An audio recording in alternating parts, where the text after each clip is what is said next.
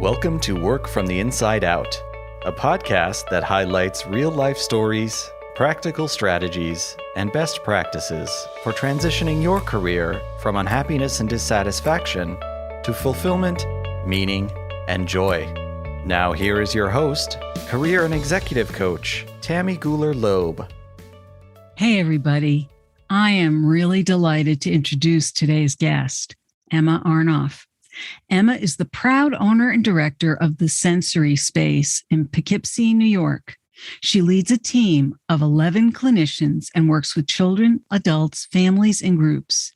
Prior to opening the Sensory Space, Emma worked with children and families in schools, residential treatment centers, and the foster care system.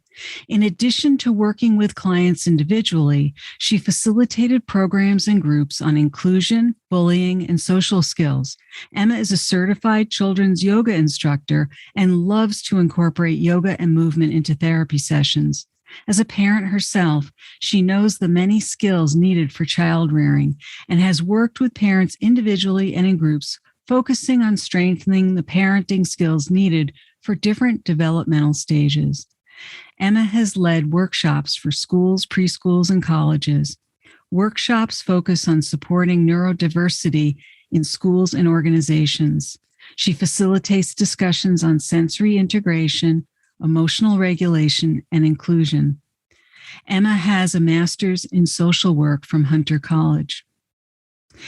About the Sensory Space children are able to use sensory supports while participating in play therapy and psychotherapy.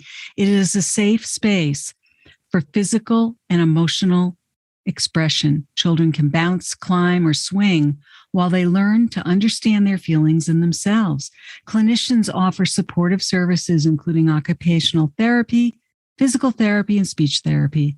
The Sensory Space team is here to support clients of all backgrounds and identities.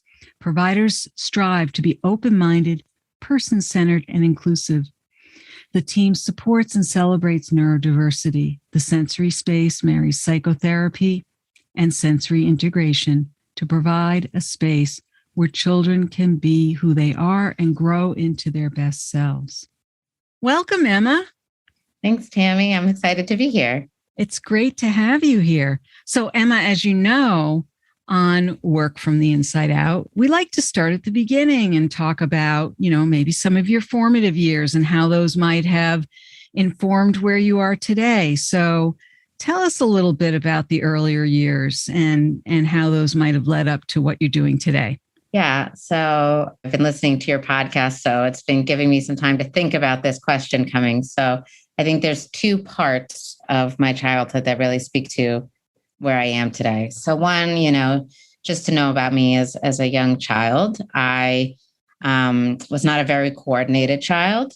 I received occupational therapy myself. I had a condition called strabismus, which was a crossing of the eye. So I wore large glasses and I wasn't so coordinated. And it made it at a lot of times very hard to figure out where I fit in, to find my place in the world. I was very lucky that I had, parents who saw all of these things and helped me figure out what, the help I needed. But I never really felt a great sense of belonging as a kid. I always felt like I was wanting that, but I didn't know how to do it. The other piece of me to know as a child is while I had that sense, I loved to help other kids. That was sort of the antidote to my anxiety about being a kid and not knowing where to go, was to help other kids. I remember I befriended the school bully at one point and said, I think you just need a friend, and ended up, the school even used me when he would have hard days, and I would go and I would support him because I could see that he was such a nice kid and was misunderstood. Wow. Kid that came from another country. I wanted to help teach them English. I would push into what at the time we called the bilingual classroom and spend time with her. So helping was always in my blood, in who I was. And also this, need to find a place to fit in and belong myself. Um, Luckily, my parents also put me in therapy as a kid, and that showed me that there was a place that I belonged no matter what, and that all my feelings were welcome. So, those were kind of that blend of experiences could really explain sort of how I got to where I am in a lot of ways. That's interesting. That's really interesting, especially since you kind of wondered where you fit in. And I could imagine that, if if your eyes were looking different from the other kids, I could see where even the school bully might have taken advantage of that. And yet you seem to have compassion for the school bully. Like that's really remarkable. Yeah. I mean, I think other kids may not have always understood me. Yeah. But, actually he did and I understood him, because to be in his position was to also be different. Wow. That's amazing. So take us forward from there. So I'm going to skip quite a bit of time. Yeah.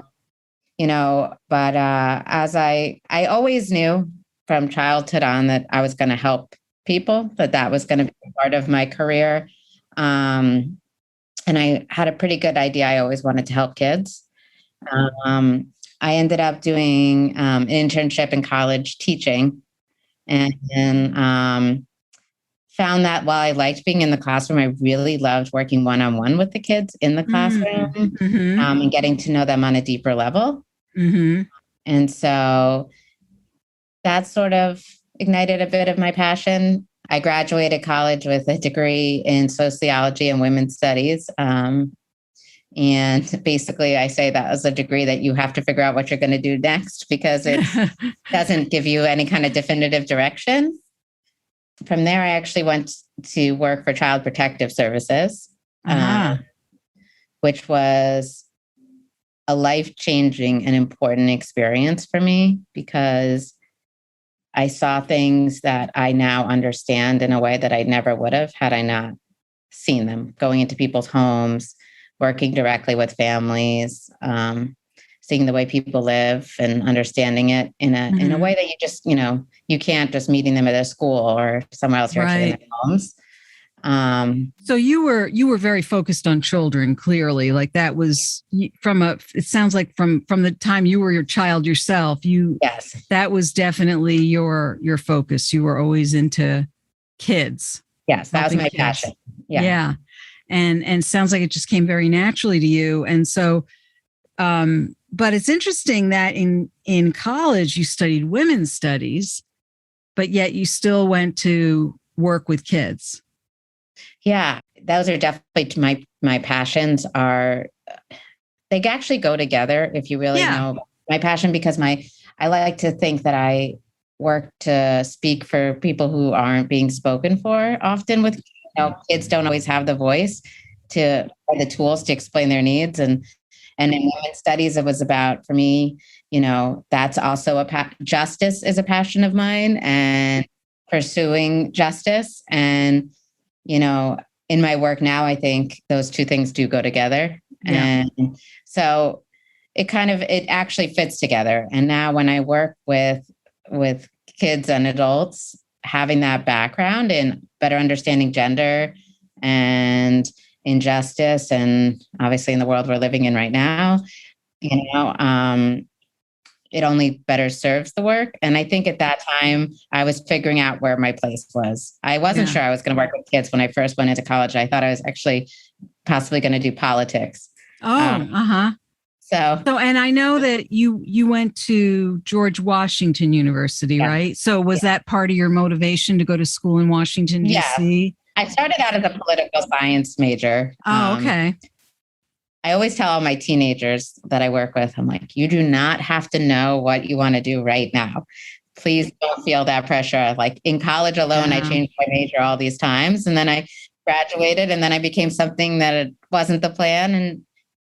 And it ended up being exactly where I wanted to be. It just, I didn't know when I was 15 that this is where, Well, it's kind of silly that we expect kids to know what they want. And people do change careers more than once. I mean, you've made a number of pivots and shifts over time. And yet what I'm getting to know now is that some of the things that you've done, that there's been kind of a thread that's kind of gone through all of it that connects.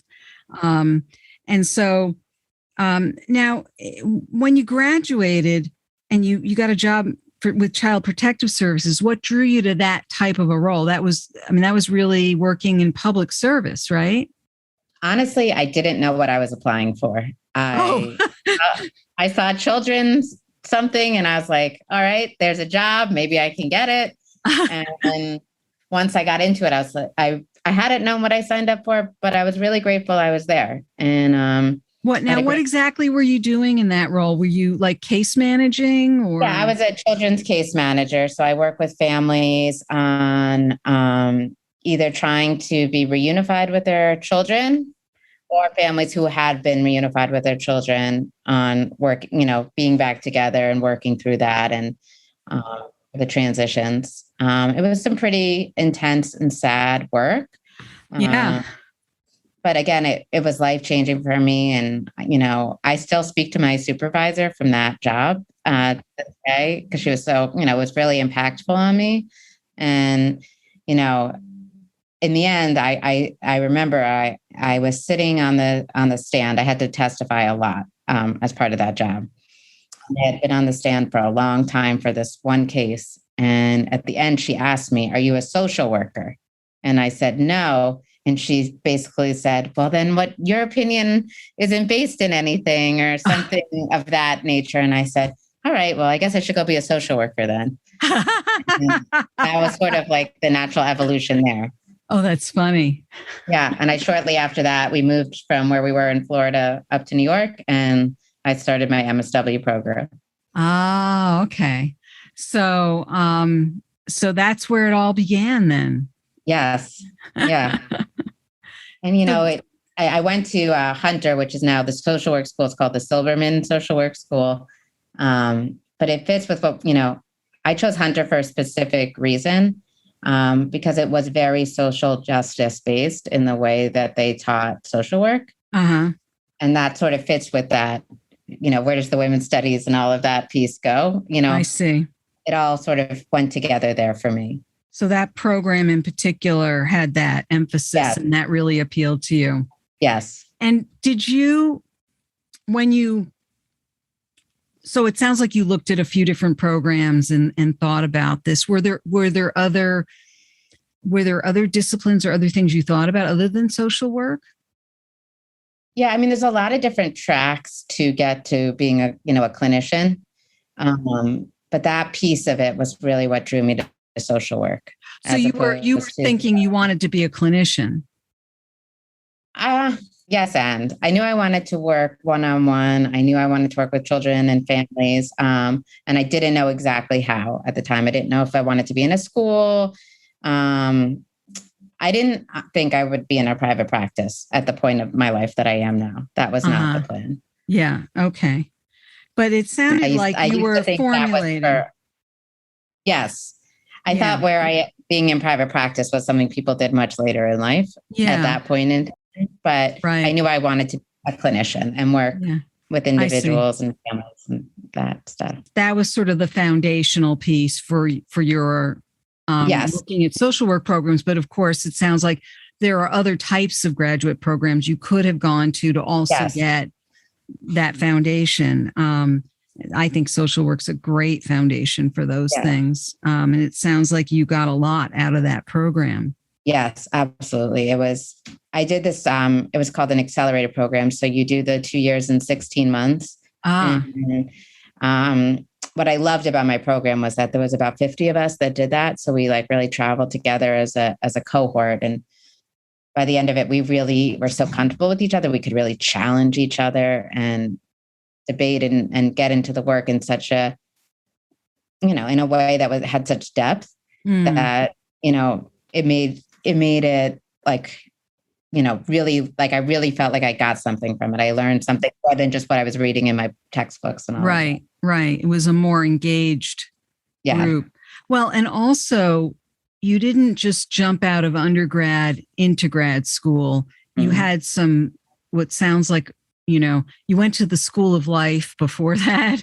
You had some very on the ground work experience in between, which I think makes a huge difference in how you would have, what you're going to get out of grad school, because that experience had to have, shined a light on how you were going to absorb everything that you learned in grad school.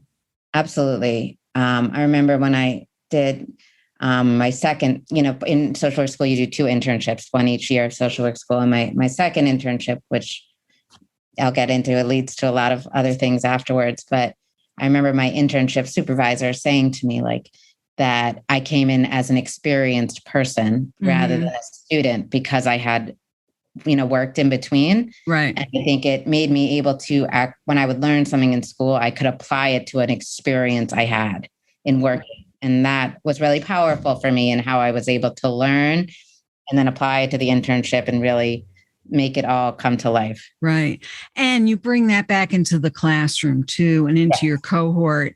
I did the same thing in grad school, and I found that I was in class with a lot of other working professionals, and it made a huge difference than when I was in classes with people who had just gone from undergrad right into grad school. That they just didn't, even if they had some work experience, it wasn't the same as if you had been out and working full time. And it's nothing against them. It's just they didn't have the same kind of experience to bring to the class discussions. So it just wasn't as rich. So, and we know that you have since gone on to do clinical work. So we know, because sometimes, you start a program with a certain set of goals, and as you go along, you develop other ideas and other things come out of it. What did you gain out of your cohort experience and your internship experiences in school?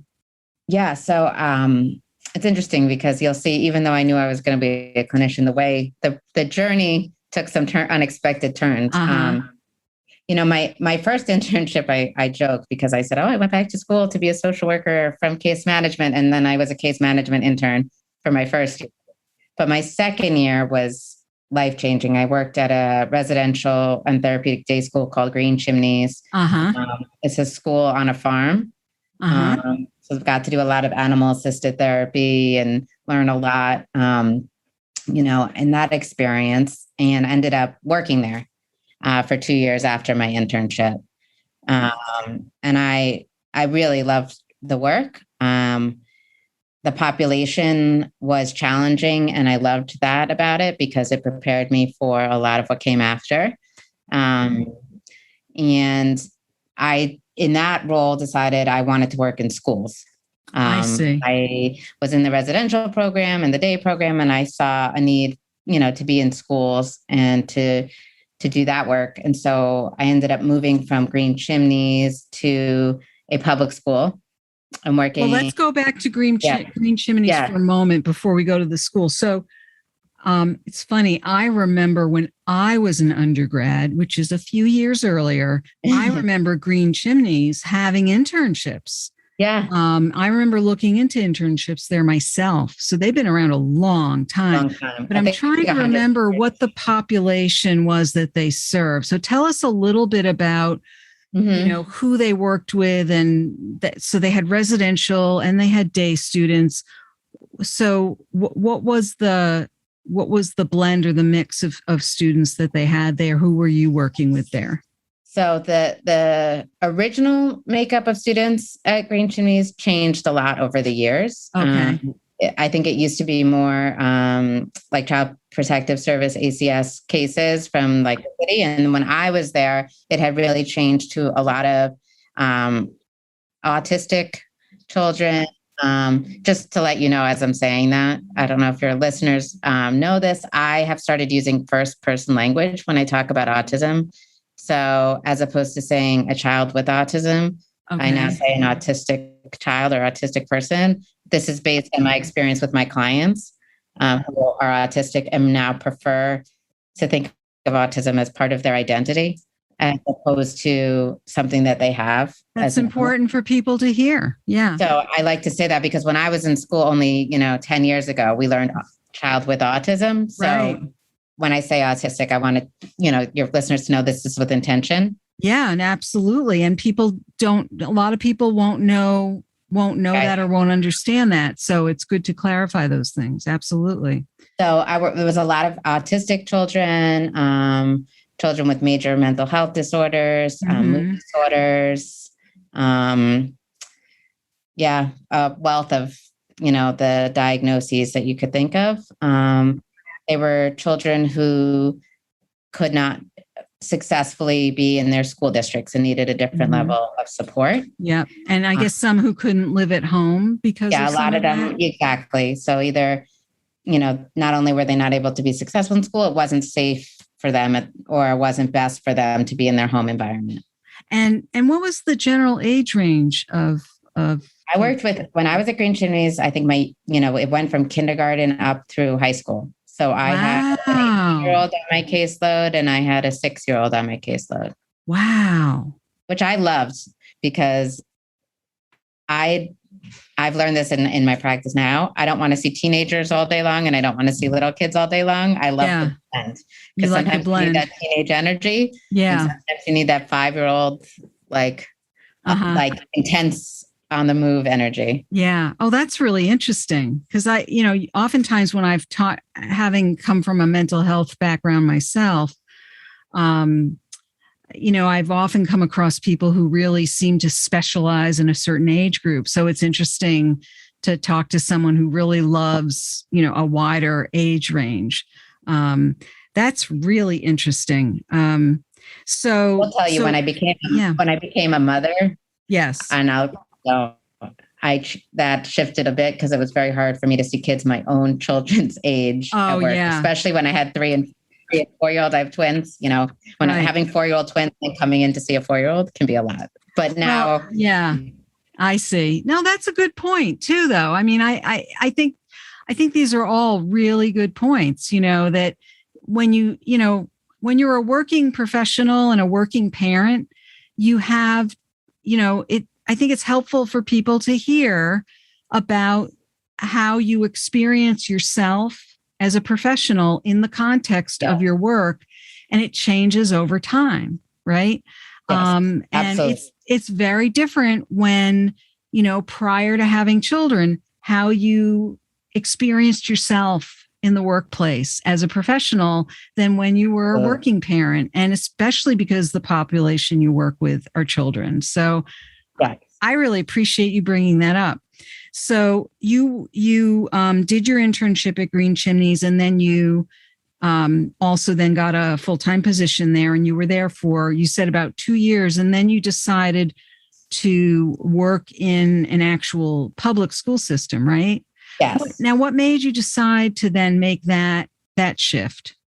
I think at the time I was ready for something different. I wanted a change, and I had always wanted, to work in the school system, even though I realized didn't want to be a teacher. And, I just thought this was I really was starting to apply for public school jobs to see what would happen. And then, got an interview, really liked the school district, and, it went very quickly. And all of a sudden, that was my next step. And I loved that job. So what was that job? I was a middle school social worker. And I also went to the elementary school for part of the time. Oh, so you still got a wide range. Yes. Huh? But I loved being in a middle school. People will tell you nobody wants to work in middle school. I always joke with kids I work with. I say, you'll never meet an adult and say to them, like, if you could go back in time, or what was your favorite part of your life, you'll never meet someone who says middle school. It is nobody's favorite part of life.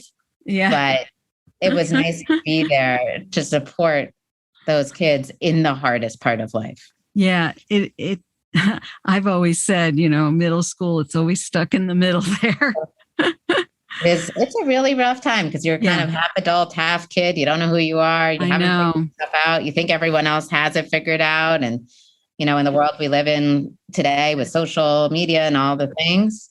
But I loved that work. I loved working with the kids so I had to see certain kids that were mandated for counseling. Oh, okay. But I ended up seeing a lot of kids that were not, because I just, I sort of made my door open to anybody who needed it. Wow. Sometimes there's too many people at the door, so I couldn't accommodate everyone. But I really wanted to be a space for the kids to just know, like, this is your break space. This is your calm space. This is the space to come between classes. If you need to sit on a yoga ball, move your body, or scream really loud, or wow, whatever you need. Wow. So you were in certain schools on certain days of the week, something like that. And you were doing some. Yes, exactly. I was at the middle school 4 days and the elementary school 1, but I still actually really enjoyed the work at the elementary school too. And I had some really interesting kiddos over there too. Yeah. How long did you stay with the public schools for? So I was there only about 1.5 years because I got pregnant, my twins, and then ended up on bed rest for a long part of my pregnancy. And the school, while I loved it, was about a pretty good hour away from the house. Oh, and wow. So when it came time to figure out how to have the career I wanted and the family I wanted, those two things did not go together. Yeah. Yeah. That makes sense. So were you thinking about looking for another public school job, maybe closer to home, or were you, as you were incubating? Yeah. It was an interesting time. I was home with my kids, which was a very interesting experience for someone who's used to very fast-paced, big demand jobs. And then I'm, wiping butts and, making bottles. And it was a time for a lot of reflection, for sure.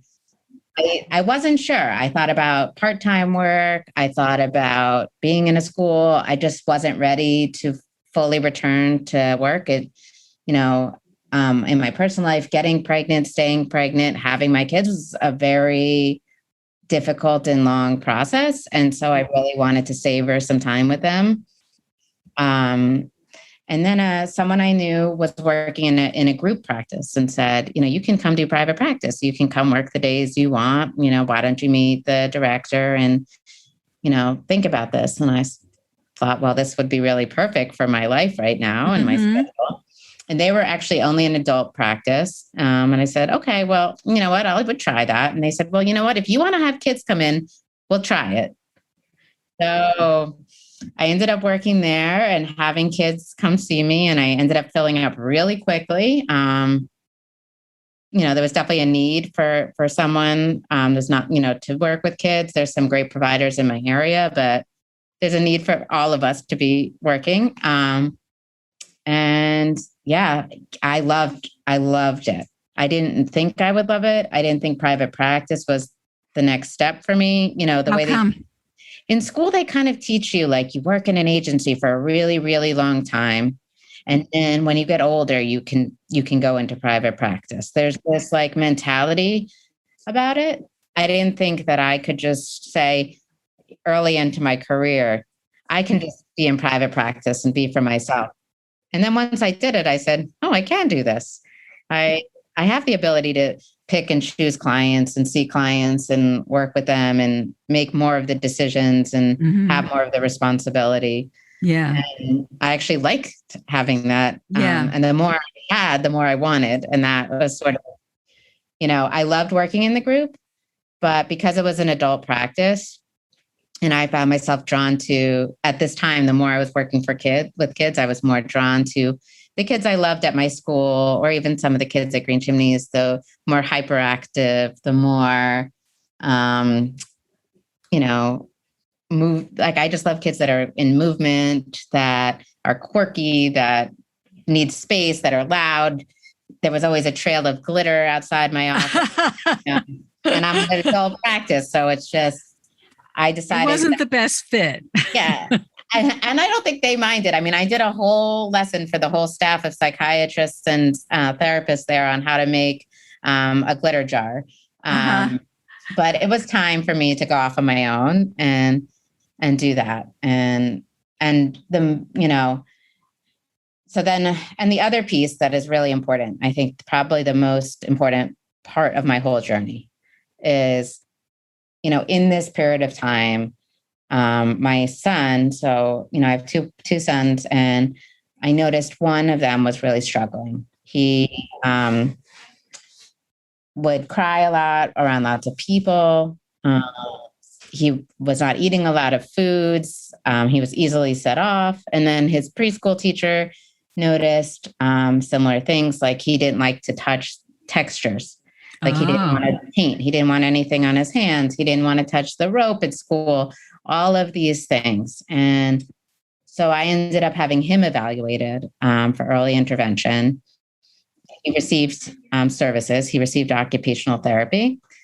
And so I'm at the group practice at this time working with other kids, and I'm seeing this amazing thing happening for my child. I'm seeing his anxiety reduced through this intervention of occupational therapy, through this extra work, through this movement-based play, through all of these things. And, at Green Chimneys, we had this amazing sensory room. Oh, that yeah. was very similar. Like it had, squeezing things and hard things and things to lie in and things to smell and things to feel. And, but when I saw it in my own child, it was such a transformative experience, because I saw that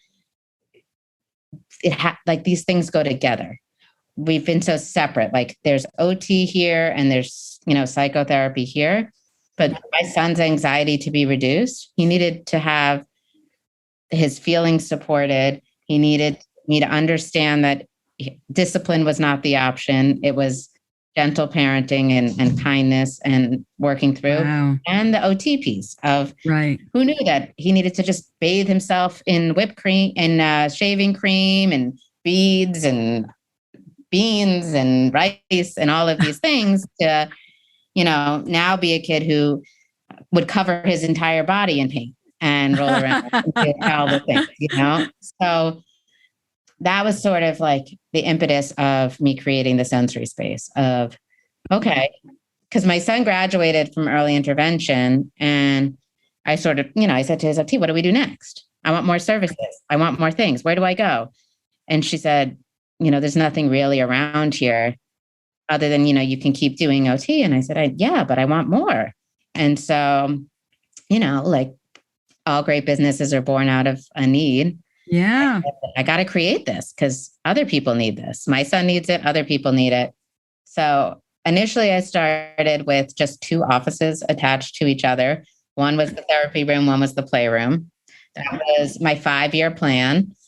And after a year there, I ended up moving to the space I'm sitting in right now, which is, we have a large sensory playroom, multiple offices, multiple clinicians.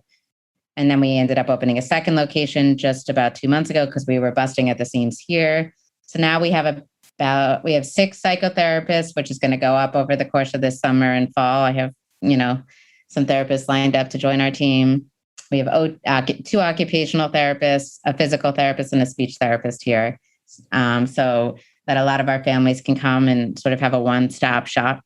They don't have to get their speech therapy from there and their, OT over there and get their kid comfortable in many environments. They can just come here.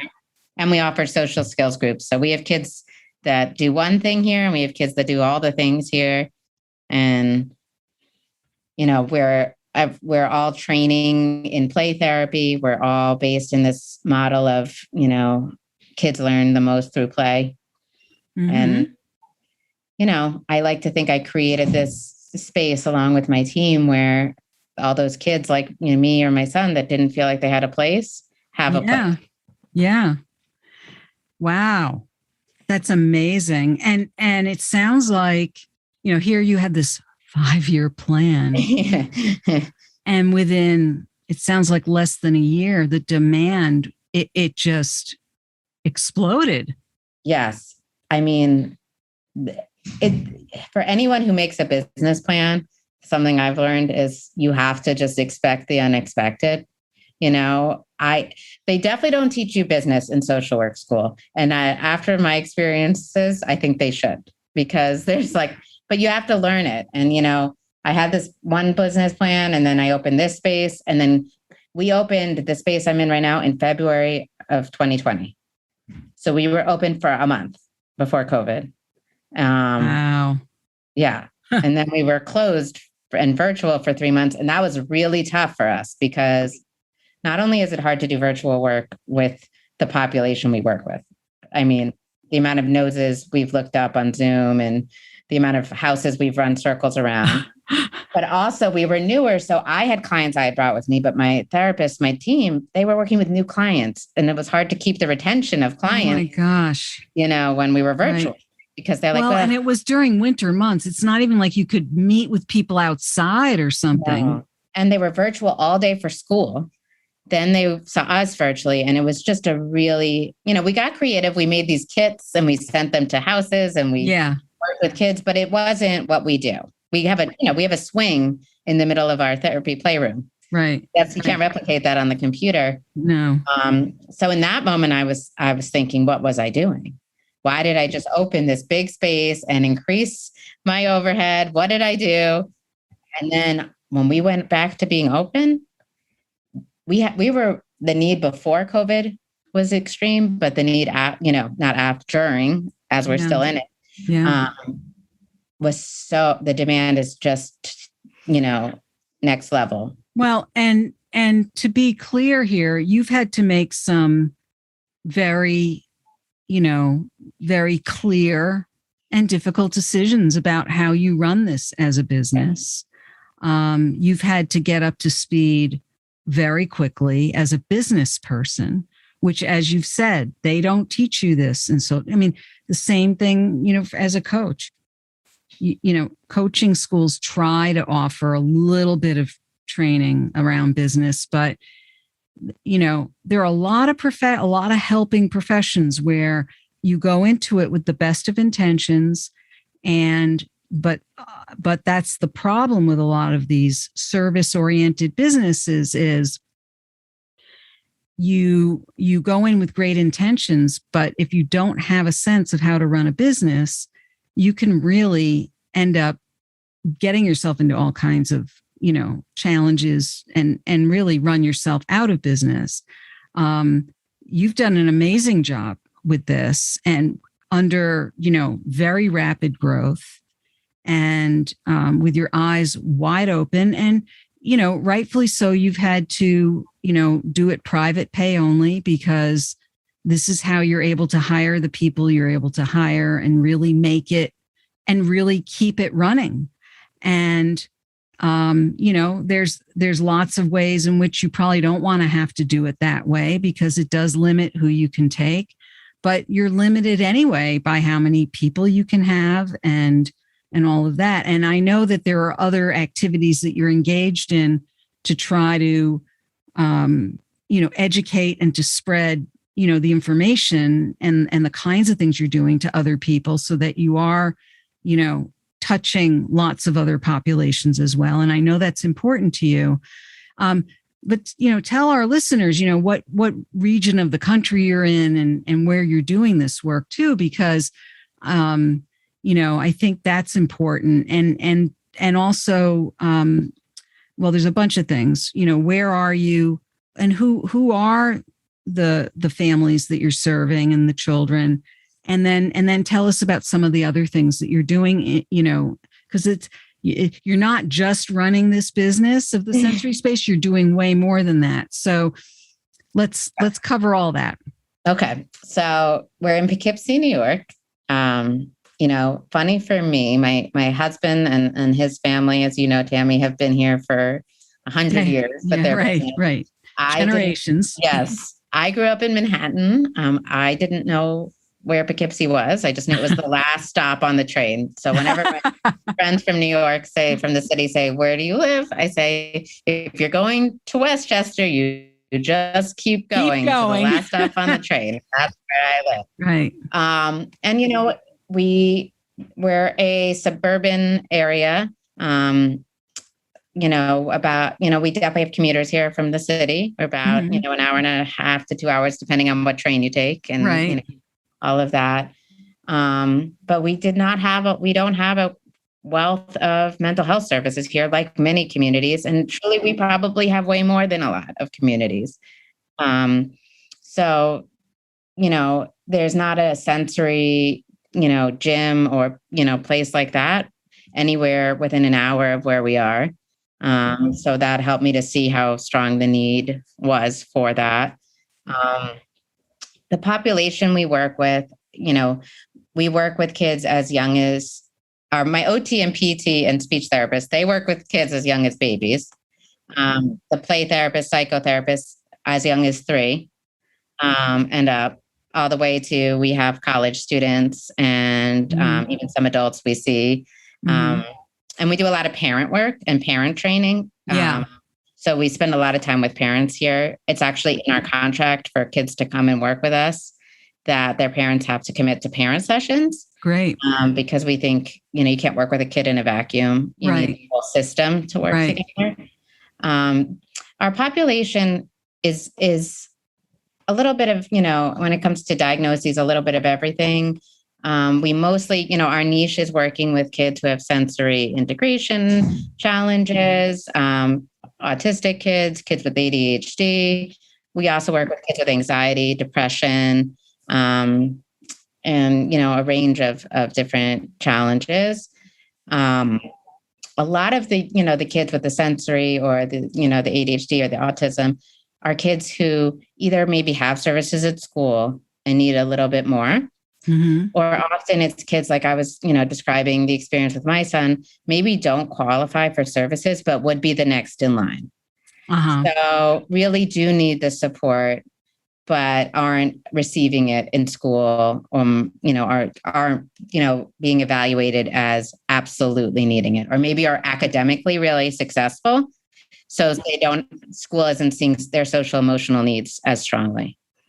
And I think, you were talking about, outside of here, but before I even go to outside of here, being the leader and learning about business and, being here, something that's really helped me, and I didn't feel this way when I first started, is really being who I am and not trying to become the leader that's in my head. I don't have to be, what I thought a leader was. I want to be what I think a leader should be. Yes. And so, I'm an emotionally sensitive person. I'm a very compassionate person. I have strong opinions and big picture ideas. And I've learned to really embrace that as a leader and not shy away from it. So, company culture, for me is paramount to the work with the kids. This is not only a safe space for the kids who come here. I want everyone who works here to walk in and feel that feeling too, to know that our team is somewhere they can come and share. If something's not going the way they want it to be, I want to talk about it. Our team meetings, we always start off with a check-in. You either do thumbs up, thumbs down, or thumbs sideways on how you're feeling. And if someone has a thumbs down, we stop the meeting and we talk about it. I think, you don't have to be a boss to be a leader. I think that hasn't worked when it's more about working and engaging with your team and taking feedback. And that doesn't mean not making hard and strong decisions. Right. Because, being having a business in COVID, I had to make a lot of decisions about things. Never in my life did I think I'd have to make mask policies, but these were things I had to do. But overall, creating a culture that's inclusive and open and transparent and, open to feedback. And then you brought, it's interesting because you were talking about I know you talk a lot with people on your podcast about career changes. And what I love about the business model I've set up for myself is I can transition and do new things and also be here.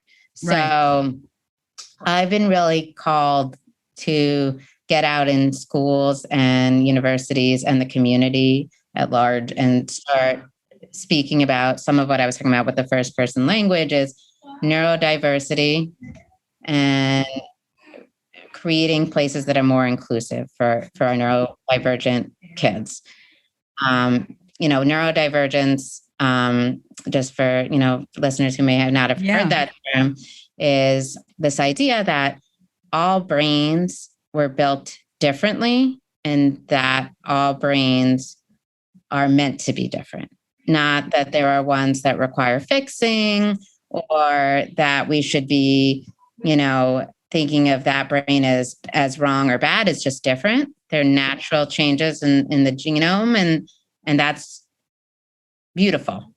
And so my goal has been really getting out into the community and talking about neurodiversity and how do we really get it into our classrooms and our culture, and the way we do things. The school system is often set up that there's there's a place for the kids who have special needs that are more obvious. And then there's the mainstream, and there's a lot missing for these kids in between. That's a big part of our population, the kids that are bouncing off the walls, but still supposed to sit in a regular chair in a classroom. Right. I talk about this concept of universal design, of making places that welcome everybody and don't single out anybody.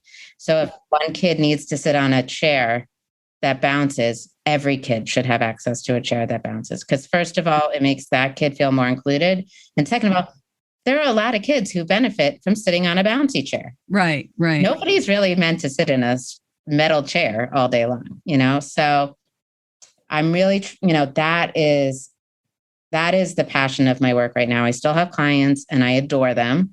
But I've taken that number down quite a bit so that I can be out in the community, doing this work and really, I think about my son so often. And if he had been, had the challenges he had, and I had not educated myself and thought he just wasn't a listener. Right. And he just didn't do what he was supposed to. And if I just yelled at him or put him in timeout or punished him, he would have been, I can't imagine the 6-year-old I would have today. And and so for me, so much of the work is getting out in the world, teaching teachers, teaching parents, working with people on loving the child we have, not the child we thought we would have. Oh, yeah. Oh. And really embracing that as opposed to this idea, it's opposed to accepting it and just saying, this is, oh, okay, this is my life. It's beautiful. Like kids with ADHD are more curious than any kid you'll ever meet because they want to see every single thing as you're walking down the street. Right.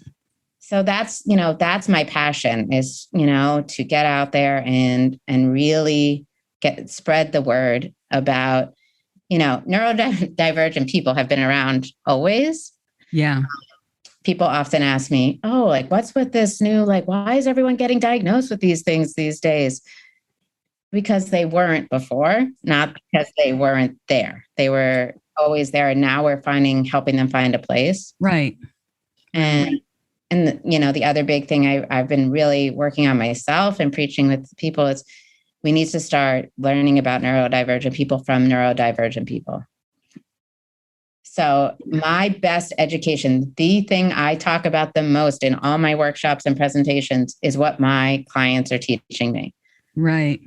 I could read all the books, but they tell me what their experience is, what they prefer to be called, how they prefer to exist in the world. And how lucky am I that I get to have them as my teachers and then go out and use what they've taught me. So, I wanted to be a clinician, right? And so I am, but I'm also bringing in the justice piece and the change maker piece and all of it. And I talk about in all my workshops, the intersectionality of neurodiversity, right? So it's not, Black children are statistically diagnosed with autism 2 years later than white children. That's really critical to understand. Autism is often thought of, or ADHD is often thought of, a disorder in boys, specifically white boys. When you picture the stereotype of those things in your head, that's what you're going to think of. And there are so many autistic girls that go undiagnosed because it doesn't look like what we expect. So, and then throw class and throw all, sexuality and gender identity and all the pieces in it. You can't talk about one without all the rest. Right. So it's all the things now coming together, giving me this opportunity to be able to speak about it. And I know you want to continue to keep speaking about it and dropping the pebble in the pond and watching the ripples wave out there, because there's a lot of people, I think, who don't understand but want to. And I think the conversation is getting to be more mainstream. I know we still have a long ways to go, but with your help and hopefully some of your colleagues, we will, become more knowledgeable and more astute in terms of, I love what you said, loving the child we have instead of the child we thought we would have. I think that makes a ton of sense. And I think so many people want to do that. Yeah. And they just haven't even realized where they are. They don't even realize they're doing it. Yeah. I mean, we're so trained to think, I always say to all my parents, like, gosh, like, where's the manual for all this? And not just parenting, but parenting a special needs child, or knowing, how to get a diagnosis or who to go to, or all these things. And it's, once someone's there just supporting you and helping you understand the world, parents are the experts on their kids, but we can be there to guide. And same with teachers. We can be there to just support the work and help them, learn pieces of it that they may not have even thought to learn. Well, that's the thing. I mean, I think, parents are the experts of their children. However, when you have another person, another pair of eyes on the situation, they're going to see things that you're just too close to see because you're just too close to it. It's like you didn't evaluate your own child. You took your child somewhere else to be evaluated because you need another opinion. If your child has a sore throat, you can look inside and see that their throat is pink or something, but you're still going to take them to the doctor and have them looked at, right? And I always joke with my parents here. I say, I am a therapist, yes, but I am not my own children's therapist. Right. So when I drop my kids off at school, they will be in the car yelling and screaming, and then they see their teacher and they're suddenly compliant and disciplined, and they walk out of the car nicely. Right. And so I say to my parents, I'm here to also be another person that can be there for them because I'm not you. And same for, we help teachers do the same thing and just be able to be places where kids can feel safe and special and be who they are. That's right. I love it. A couple of things. Where can people learn more about the work you're doing, or if they want to get in touch with you to invite you in for a workshop or a talk? So to follow the Sensory Space on Instagram, we're at the Sensory Space. Okay. On Facebook, we're at the Sensory Space. And then our website is sensoryspacepk, like Poughkeepsie.com. And if people want to get in touch with me about workshops or speaking, I'm at emma@sensoryspacepk.com. Great. And we'll put that all in the show notes so people know. So I just want to ask you one more question. I mean, you have gone through a number of different roles and changes, and everything seems to have evolved. It all feels very organic, and yet you've made a lot of very intentional decisions along the way, and it's not all been easy. I know you make it look nice and smooth and easy, but I know that, it hasn't always been, just easy peasy. If you were to give someone, a piece of advice about making a transition in their career, they were looking to possibly make some changes, what would be a key piece of advice you might give somebody who's thinking about making their next move? I think it's finding the balance between planning and overthinking.